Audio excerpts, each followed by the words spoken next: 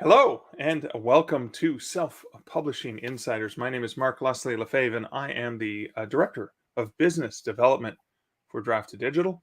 And I am so honored to have with me in the virtual D2D studios Heather Brooks. Heather, welcome to our live broadcast. Thank you for having me.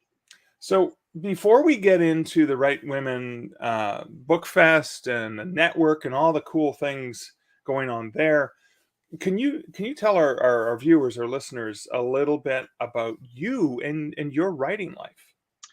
Well, I wrote my first book in 2015.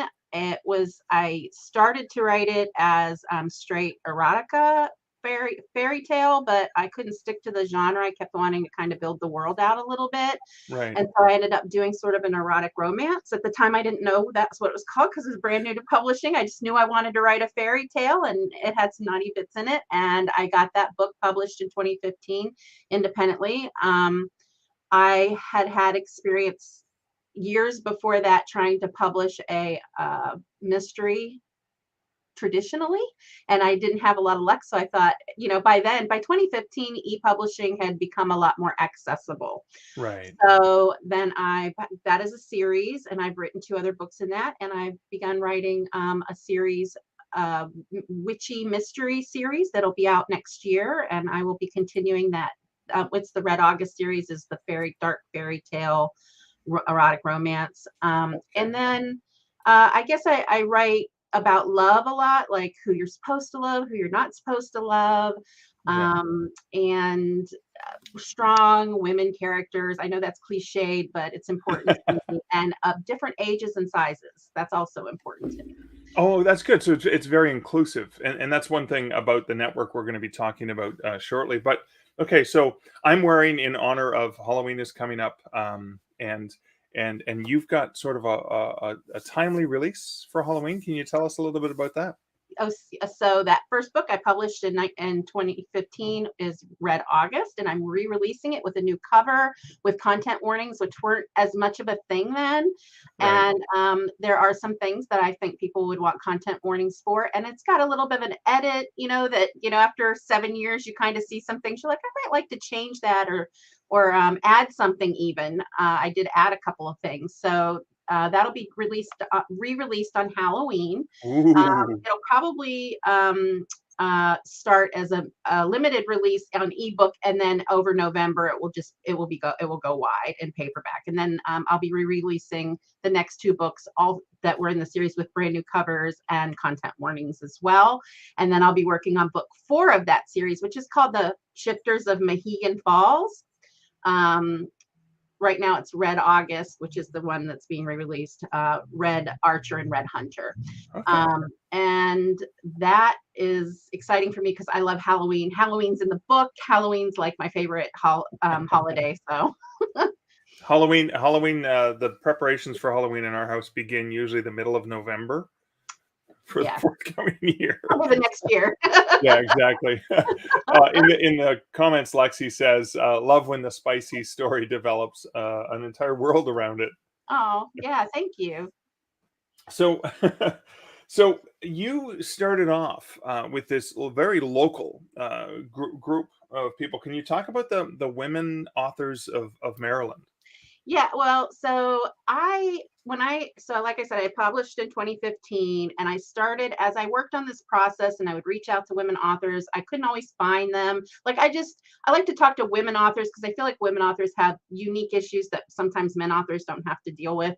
So I wanted to start a group for women where they could feel included and safe, and we could talk about our particular issues. And so in 2019, when I couldn't find a group that was specific to women, even though there are some wonderful writing groups here in Maryland. Maryland Writers Association is wonderful. There's a writers center in Bethesda. There's some great writer support here, but I wanted a women specific one. So I started the Women Authors of Maryland, tiny little meet in person at the cafe or at my house author salon. And that was, it could be range from 2 people to 10 people, maybe 12 on a big day.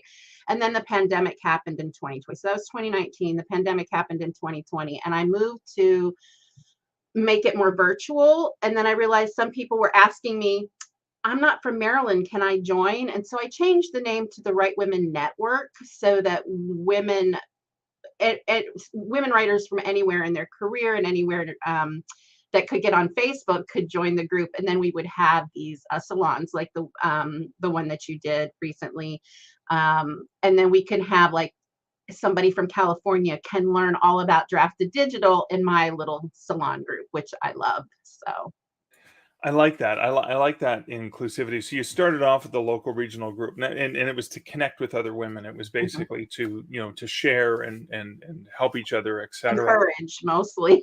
A lot So of let's talk about introverted writing.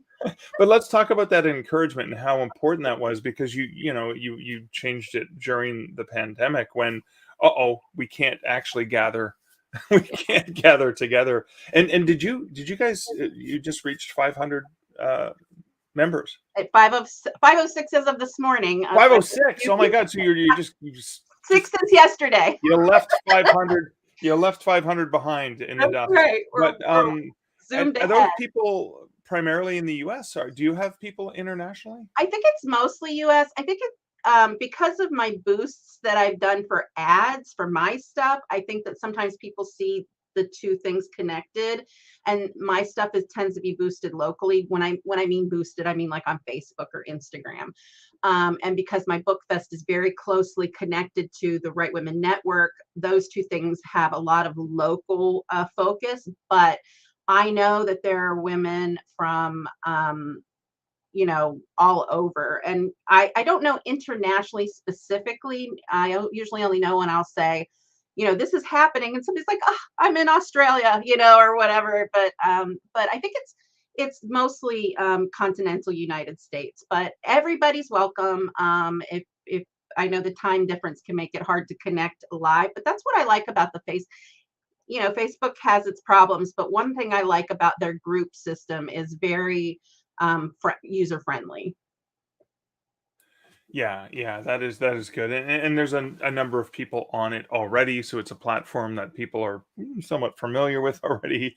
They can just go in, and even if they don't want anything else to do with Facebook, the cat videos, the arguments, all the things that happen on Facebook, the divisive stuff, they can just bookmark, their favorite group and just say, okay, I'm going to come in here. I'm not going to get distracted by anything else. I'm going to go hang with my writer peeps and do some Yeah. stuff. So let's talk a little bit more. Well, I want to talk about the salons, and then we'll bring it into what's happening in our favorite month of the year, October. So let's talk about the salons. So I did a talk a couple nights ago for a group of writers as part of the salon, and that was recorded, and that's something that, even though, because of the time of day that it was, people may have just been getting home from work, may not have finished taking care of stuff with their family, and they watch it at a later date. And I was presenting, obviously, some background for, okay, this is what Drafted Digital does, and this is how we can help you, etc. What are the other kinds of content that you provide in those salons? Um, by the way, I learned a ton of stuff from your salon, so I was really grateful that I could, Thank you. could be there for it. I love hosting these things because I learned so much. But so we had, for example, many of the authors in our group are newer authors, or some people who are just thinking about being authors or thinking Okay. about writing.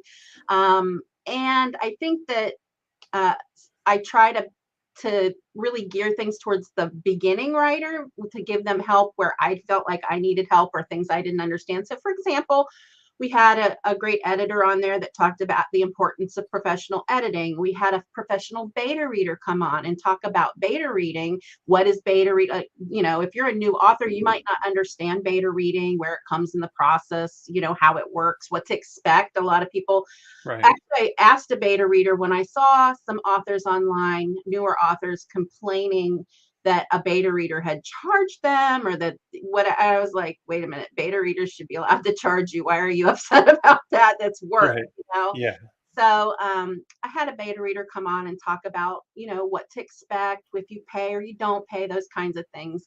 And then we'll have a PA be coming on next month to Oh, talk okay, about cool. what a personal assistant does and how they can help you and the prices you can expect for those kinds of services. So those are some of the things that we've done. We had some of them are just very basic publishing, like if you don't know where to even begin, what are the steps? So we've had people who Right. are both traditionally published talk about what that process is like versus publishing yourself or going with a small indie publishing situation. So I love the fact that this is a place because there's a lot of people who think, okay, I've always wanted to write. I don't know where to start. Where do I go? And it seems to be just such an open and I'm gonna pop this comment up from Jim who says, support and inclusivity are two of my favorite words. So it seems to be a place that offers support, that offers inclusivity, but also is very open to beginning writers. It's not a, hey, yeah, we've been doing this for a long time, we're going to judge you, or any of those things. Is you really welcome people in and provide them valuable insights. It's Yes, a this is what a mentorship space. yeah, It's a space for mentoring, and we have authors who have been there since the very first little group that we had, and they right. know and they understand. They've been doing this a while. I've been doing it a little while. Still plenty to learn, Yeah, but it's a space for mentoring newer authors for sure. And it doesn't matter. You could be a young author like Ariel Sealing, who has published. I think she's published up to 35 books now, and she's in her 20s. So can have a young author like Ariel come in and she'll do a salon for us, and she could be mentoring authors my age, because they're new authors. It's more about where they are in the situation, and right. in their path as being a writer. I like that. So let's talk a little bit about the in-person event that is happening. Is this the first time you've been in person, or is this a return to in person after a little bit of a break? So in 2019 was our first in-person year of the Right Women Book Festival, and it did pretty well. First years, you never know how they're going to go. It Yeah, was about 35 vendors at the time. We had about 275 visitors, something like that. That was very good. And there are a lot of resources you don't get it in a first year that we now have. Like, for example, the park rangers come help us do parking and things like that. But the second year was 2020, and Cardin is my co-organizer and my outreach director, who she is right. my rock. She and I decided that we didn't want to lose momentum when the pandemic came and the parks shut down and nobody could go anywhere. So we did it all virtual, and it's all the information still online on our website under the 2020 tab. So we did an online store, which essentially profiles and bios and links and things like that. And then we did live and recorded interviews, workshops, readings, things like that. I did a online tea party, fantasy writers tea party kind of a thing. So we did those things. And then in 2021, last year, which was our third year, we did a hybrid. It was still limited capacity allowed for the park service at the time. So we had about 20 vendors that year. And then, so it was like half of it was online, maybe even 2/3 of it was online. And then the rest of it was in person. There were some authors who didn't want to come because they hadn't been fully vaccinated, or we also asked that people be vaccinated during last year's event. So, Right. Yeah. just like some things kept people away. We still had a good amount of visitors though. And then this year we have over 100 vendors, and A people are ready. hundred vendors. Yeah, Wow. most of those authors. Oh, so About the authors will have their tables and display their wares. Yep. So we'll have some will be under our tents. We have a certain amount of space within our tents. And then a number of them will be bringing their own 10 by 10 pop-ups. And it's a one-day event on Saturday, October 8th from 12 to 5. Yep. If you can carpool, come carpool because there is a limited amount of parking. We did get access to an auxiliary lot with shuttles, so hopefully that'll help. But we're so excited about it. We're going to have a romance tent that is going to be doing panels all day, and then we'll have a classroom in which you will be in giving a workshop there for our authors that come to the event, because it's a reader and writer event. It's a reader That's and cool. author event. And then there's a little building that used to be, it's a historic property.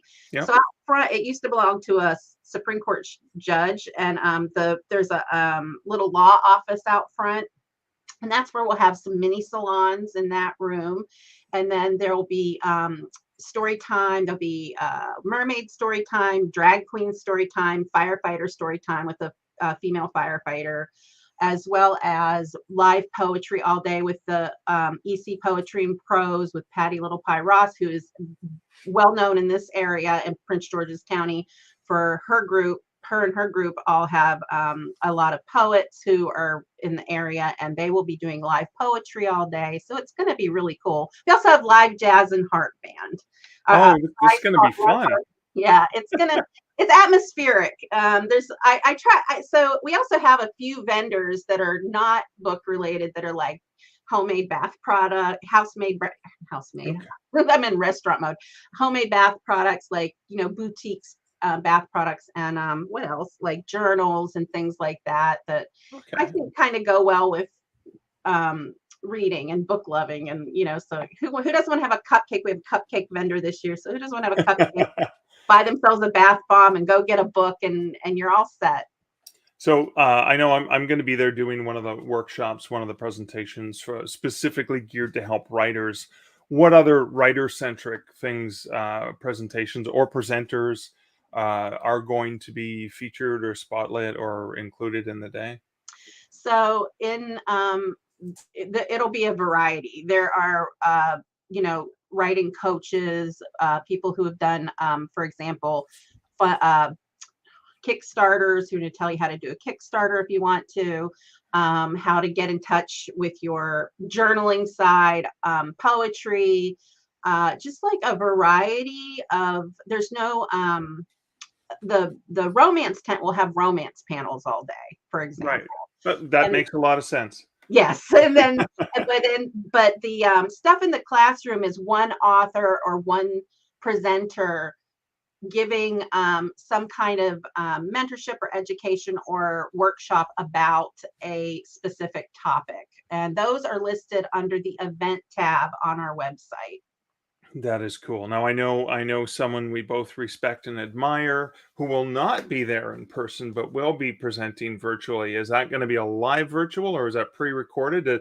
The one and only Erin Wright of the Wide for the Wind fame? Yes, we are so excited to have her as our keynote speaker this year. It will be recorded, and there will also be a chance for people. I don't want to give away too much, but I'll give you a little bit of the scoop since you know her. But there will be a special workshop that people will be able to take with Erin Wright. We have not announced it yet, but it's wonderful. I can't wait to announce that. And so this is virtual too, so it means that people who are attending virtually can enjoy it just as well, right? It will be a live virtual, not on the day of, so it won't conflict with the 8th, but the keynote speech will be recorded, but the special workshop, which I don't know if you're watching this, let me just tell you, it's a little hard to get in with Erin, right? Because she's good at what she does and her schedule is packed. So we have arranged a special situation in which people will be able to sign up for a group workshop. Watch for that information on our website. I will let you know when that's all together, but that will be announced as soon as we have it sorted out. And it's a really good opportunity to get live with Erin in a way that is much harder to do individually. I've been lucky. I got in way ahead. Like I booked months in advance. So And one thing that I neglected to properly ask is I'm coming down. I'm driving down there so I can bring my draft to digital banner. that's right. We're sending some swag for the bags and stuff.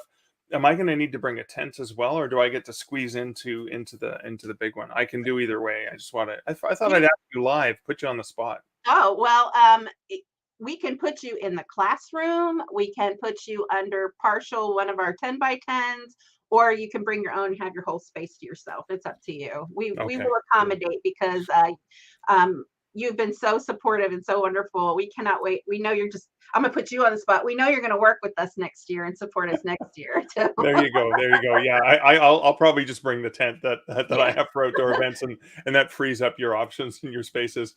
And we're Okay. going to 2 days next year. It got so Ooh, popular. We're going to do 2 days next year, probably a reader focused day and an author focused day. But right. we already have, so I put up, if there are any authors watching this who are interested in participating with this event, if you go to the website, up at the top on the right is an author interest form for 2023. We've already got 140 authors who have filled that out. So Wow, we may, for next year. for next year. So we may Wow. have to like split or I don't know. I mean, this property's only so big, so we'll have to figure that out. But I'm Yeah. good at pivots and I'm good at figuring out these kinds Excellent. of things. And for anyone who is listening to this in the future on our podcast feed, the website Heather is talking about is therightwomenbookfest.org, just like it sounds. WRITE. WRT, yeah, not RIGHT. Right. It's right, like Get it wrong all the what time. we're passionate about doing, the act TikTok, of. TikTok always does, when you do the audio, the captions, it always does. I have to go in and correct every single right to write. So That's true. That's true. So you also talked. I think before we went live, we were chatting, and you were talking about doing these small weekend writing retreats with workshops. But you had a very specific focus for those workshops. Can you talk a little bit about that? yes, I'm gonna do my first retreat next April. It's very small, 5 people or less.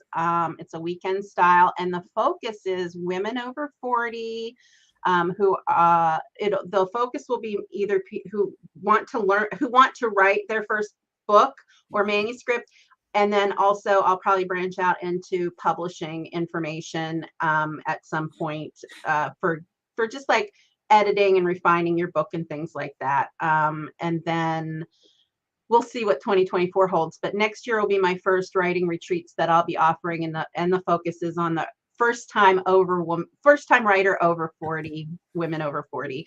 I think Awesome. a lot of women they get their kids raised, they get them out the door. Now, this isn't exclusively true. Some women just have a career of one kind, and then they reach their middle age, and they're like, I want to write now. I've been putting off my book forever, and Right. but don't have again, with the mentorship and the confidence and the imposter syndrome and all that. Sometimes you just don't feel like, and I was like this, like, I don't deserve to write a book, or, Yeah. people spend their whole lives going to school to learn to write a book. Who am I to write a book? So you have to kind of overcome those things. And I think women Yeah. definitely, have a roles that they feel they have to fill. And Right. I'm here to give them permission. I love that because again, it's never too late to start if you want to. If you've always wanted to write a book, Hmm. you've got great mentors and great support and great inclusivity. Even guests that we had on the podcast last week, Jenny, who popped up this comment. Awesome, love it.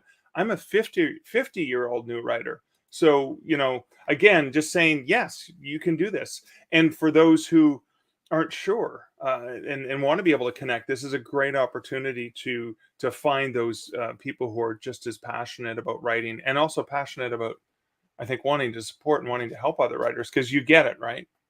Yeah, and that's partly what the book fest is about as well. Like when I started the book fest, because I look for women focused book fest. Like there are genre focused ones for sure. Like you could, if you went to a romance book fest, you'd mostly find women there. But I Yeah. wanted one that was women focused, Yeah. because, like I said, I think women face unique issues. But it's definitely a one of those situations where I just want to help women achieve their goals, to give them permission to do those things and to be happy and feel like that they've at least done the thing that they set out to do, or maybe they're not even ready to set out to do it. Am I ready to set out to do it? And I'm here to answer that question. Right. Yes, you are. And the book fest also is to make, even though we have plenty of traditionally published authors, indie authors still, now there's still this this like side eye that we get from the publishing industry, and It's so I'm here true. to make indie published people, self-published people feel like $1,000,000 because they are a star, they're the main character in their story, and they deserve recognition and to have their voice heard. I love that. I love that. Thank you. I'm going to dig into the comments and share just some of the things that we see. That we see this from eCar ebook says this is cool. I think most authors need to network more often. Thanks. Thank you for doing this kind of thing. Yeah. And then you were talking about beta reading, and Write Your Family History says beta reading so important, which sort of leads to another comment from Jenny, who said, I had beta readers pushing me in a direction I did not want to go. I felt bad at first for dropping them, but it's my story. And so the question there is that a common thing where the beta reader and the writer, it's not necessarily a match made in heaven? I think that that's true. One of the things that our beta reader talked about, she's been on twice, was how you have to be a good match with the author, and she will do an intake sheet and talk to the clients. If you ask family and friends or whatever to do it, you're in a whole different boat. But speaking from professional beta reading standpoint, I think that you can definitely have a mismatch. But the way I approach beta reading is I will take whatever feedback they have, and then I will ultimately decide what has merit or value for me.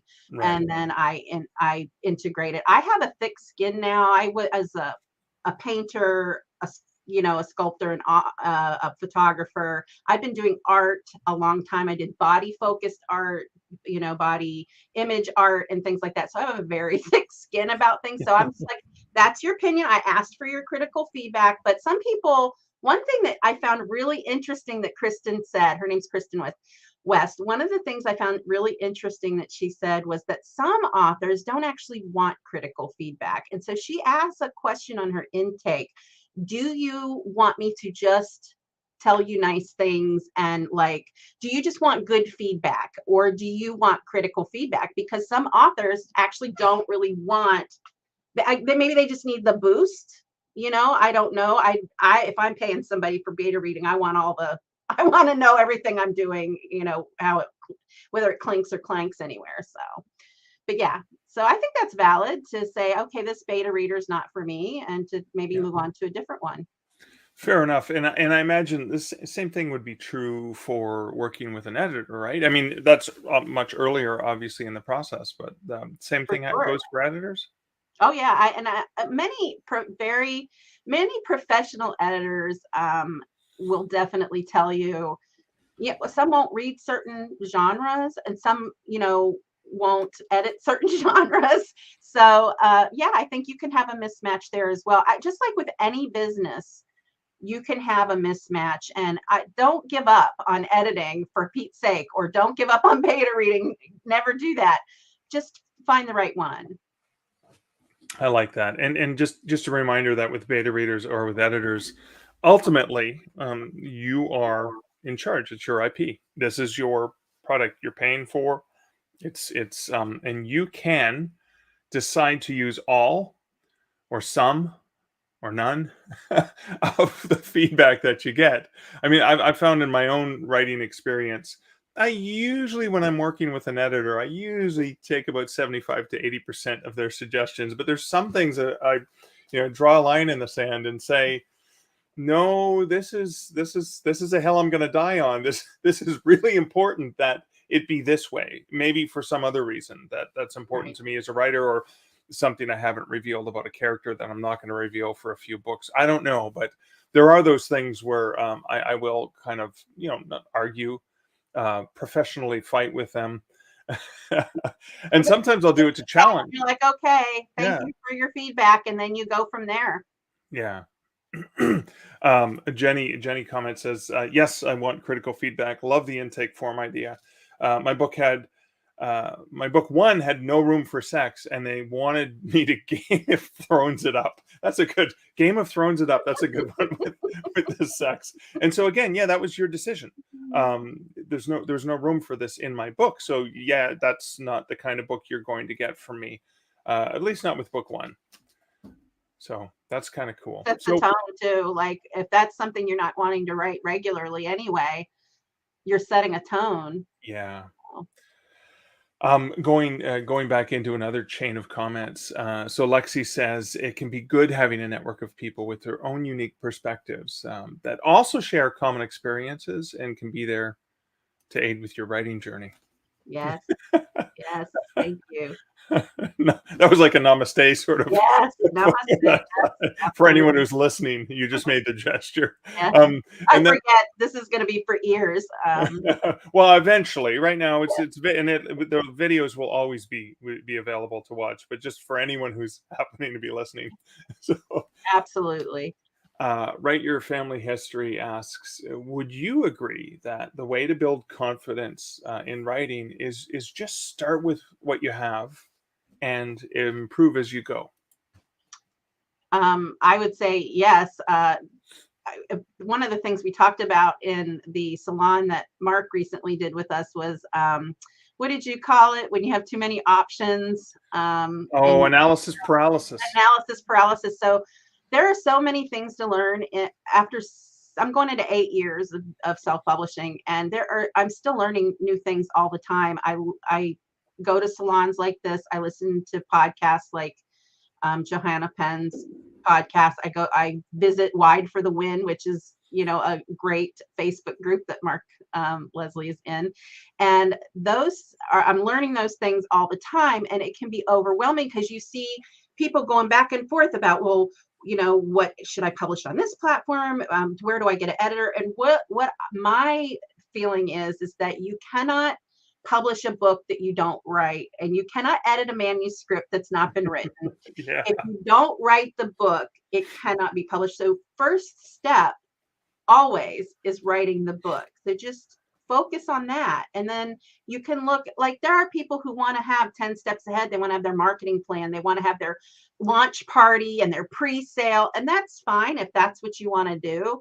I feel like those kinds of things come after a few books. Like you learn how to do them as you go, as opposed to knowing all of that ahead and then writing your book. So it Yeah. also kind of, one of the things I really, really learned that was hard to learn coming from an artistic background is that books is business, and you have Mhm. to learn the business side of it. And so that is part of what I learned in my meetings with Aaron Wright, was things like making sure to have certain keywords and having my subtitles and my, for my series, and all these things that could have helped me years ago had I known about them. But Right. I wouldn't have written the book if I had to learn all that, because I would have been worried about all that stuff. So yes, just start where you are.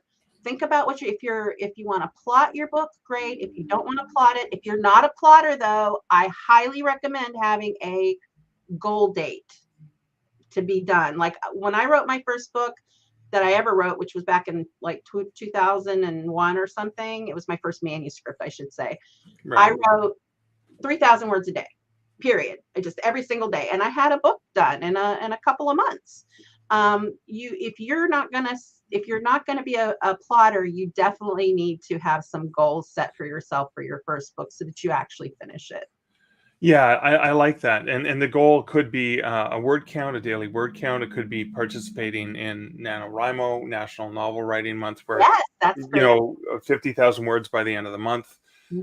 It could be, and in my case, what I often do is when I'm working with a traditional publisher, I've got the contract deadline on when I have to turn in the manuscript, or when I'm indie publishing, I've got the agreement and the contract signed with an editor that agrees that I'm going to get the manuscript to my editor by that date, and boy, does that ever motivate me. That's a great, these are great ways to help make you have that finish point, because especially when you're self-editing, like you don't have an outside voice going, I need this by.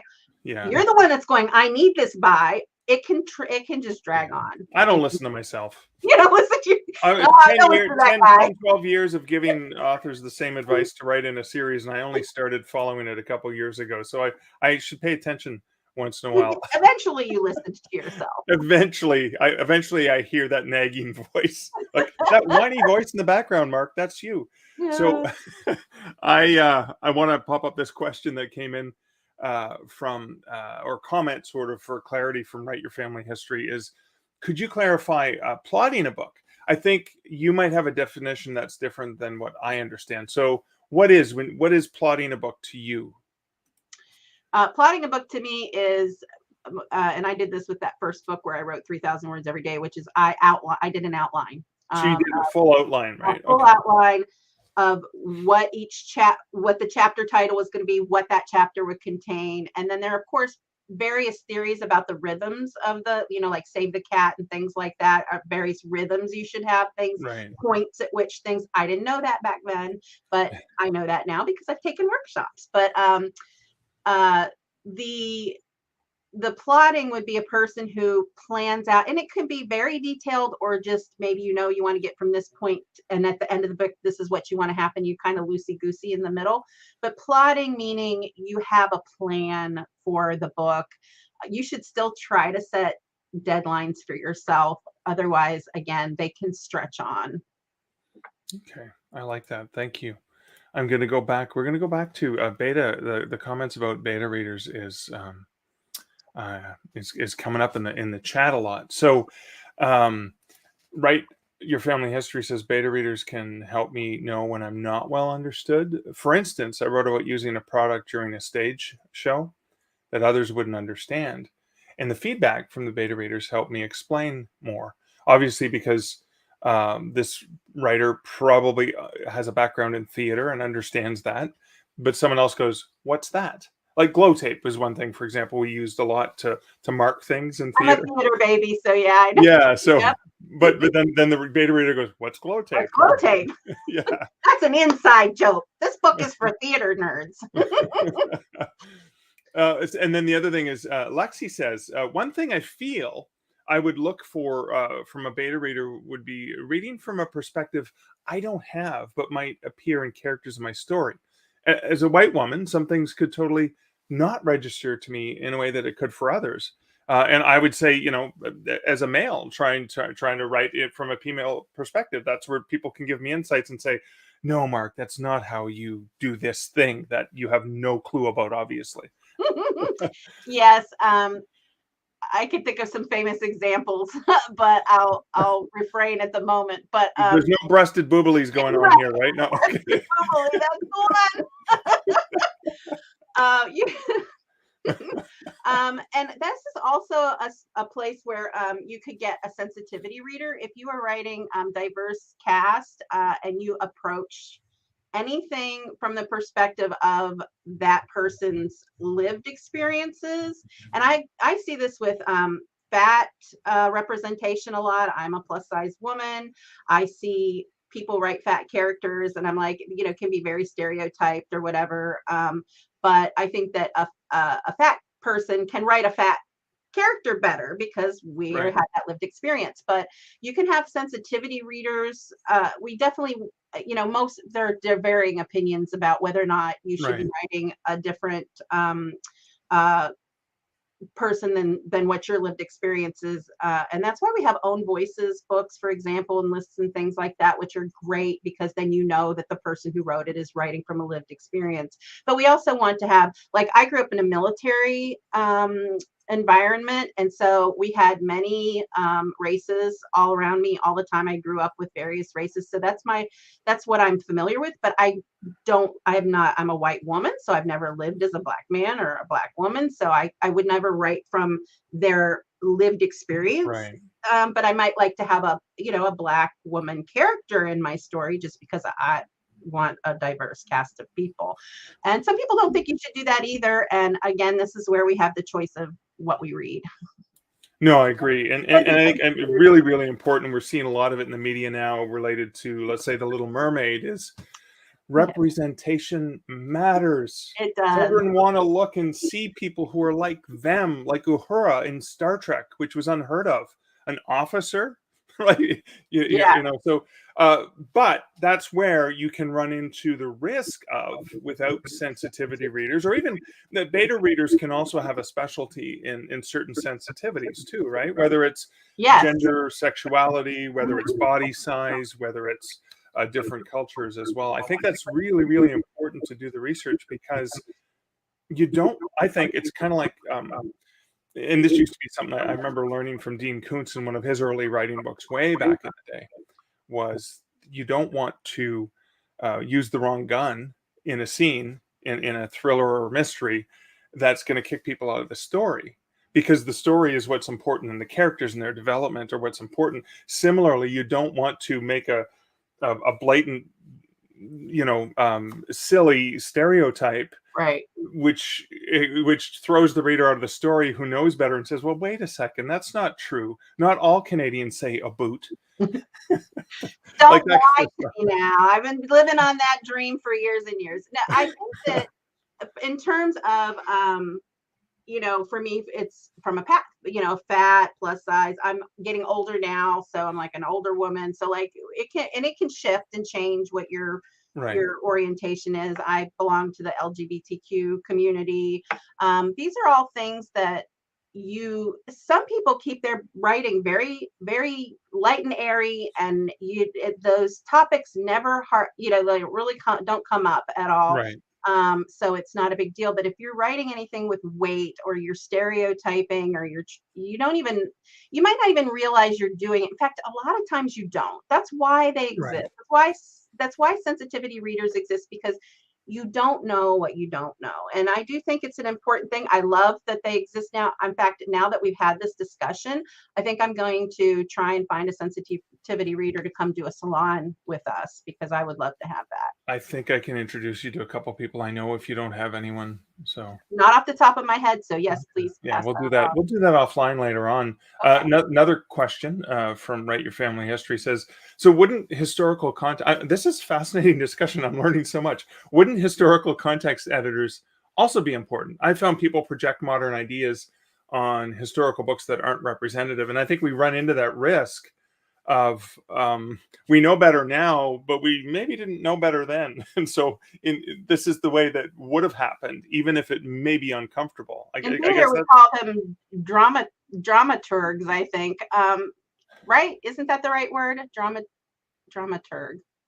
It's a weird word. Anyway, I think that it is important to, if the history is important in the book. If the book is a historical romance, and it doesn't really matter if the color green wasn't widely available and her gown is green and she's a poor person or whatever, like right. those things, if that book is not what that's about, I would say it doesn't matter. Yeah, yeah, If it is, if to you, if you're like one of those people who goes to the SCA reenactments or whatever, and it is really important to you to not have a zipper in your costume, if it's important to the writer that those things be accurate, I would say yes, you yeah, definitely want a yeah. context reader, or a historical context reader to check on that for you, or Right. somebody doing research.